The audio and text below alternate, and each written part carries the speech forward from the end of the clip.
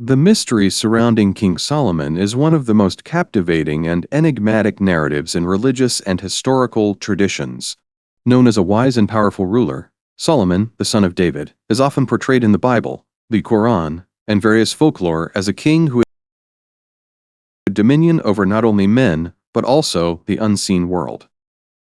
Among the most perplexing aspects of Solomon's reign is the involvement of supernatural forces, particularly the notion that Satan and other malevolent entities operated under his command.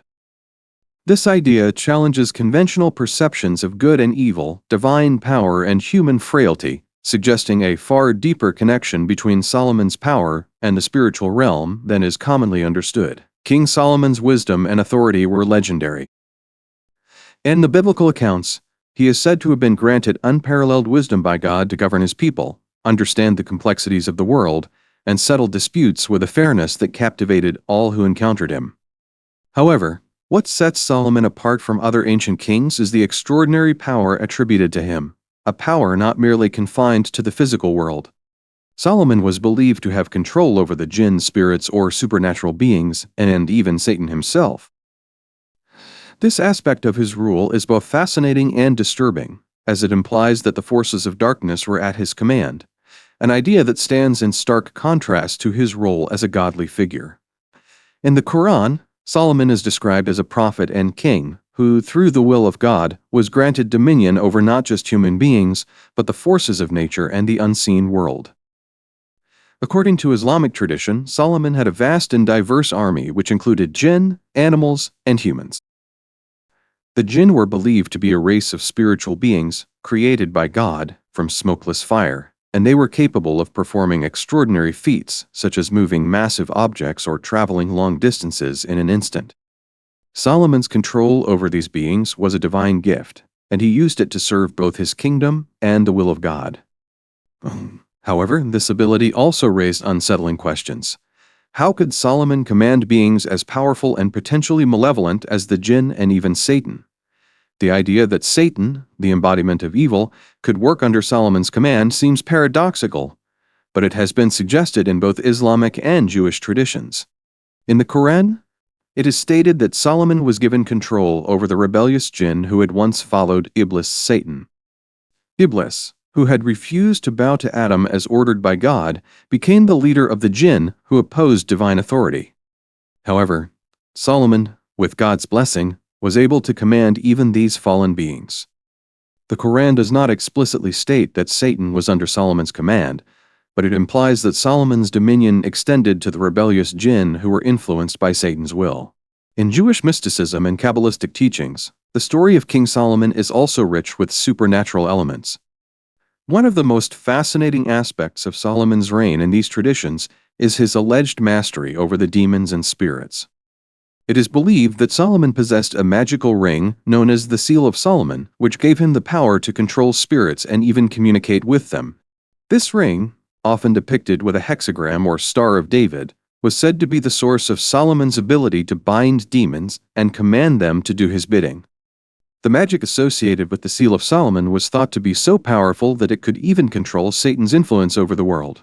In these various traditions, Solomon is portrayed as a figure who was able to wield great power over the supernatural realm, but this power did not come without consequences.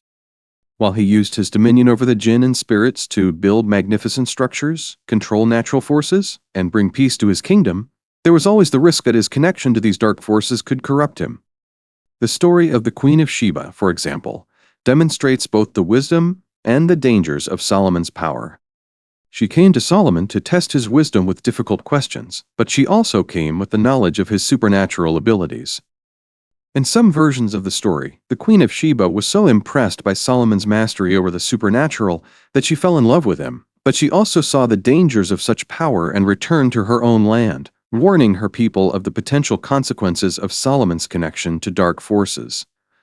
The involvement of Satan and the jinn in Solomon's story is not merely a matter of control over evil beings. It is a reflection of the tension between the divine and the demonic, between light and darkness, good and evil. Solomon, despite his immense wisdom and divine favor, was still a human being, subject to the same temptations and challenges as anyone else. The presence of Satan and the rebellious jinn in his court suggests that even the most righteous and powerful of individuals must grapple with the forces of evil. This raises a significant theological question. If Solomon, a prophet and king, could command such powerful and malevolent beings, what does it say about the nature of spiritual power and the role of divine will in shaping the world? One of the most intriguing aspects of the relationship between Solomon and the jinn is the idea that the jinn were not inherently evil.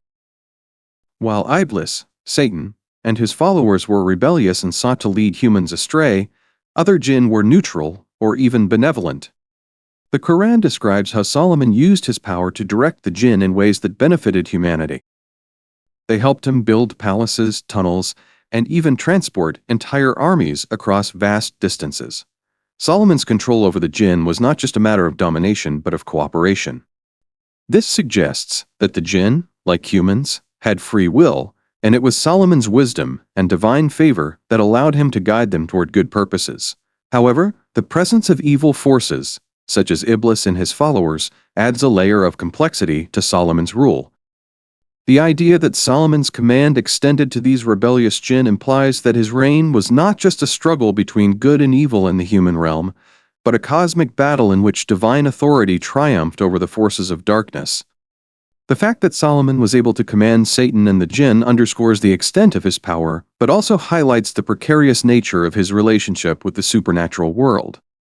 While he was a servant of God and wielded his power for righteous purposes, the forces of darkness were never fully eradicated. They continued to exist, lurking just beyond the veil, ready to challenge Solomon's authority if he faltered. The tale of Solomon's control over the supernatural world offers profound insights into the nature of divine power, the struggle between good and evil, and the limits of human agency. Solomon's reign, while marked by wisdom and peace, was also characterized by a constant tension between the forces of light and darkness. His power over the jinn and Satan was a gift from God, but it was also a responsibility that required constant vigilance and righteousness. In the end, the story of King Solomon serves as a reminder that even the most powerful human beings are subject to the will of God, and that the forces of darkness, no matter how powerful, are ultimately under divine control. The mystery of King Solomon, and the idea that Satan and the jinn worked under his command, is a powerful reminder of the complexities of spiritual power.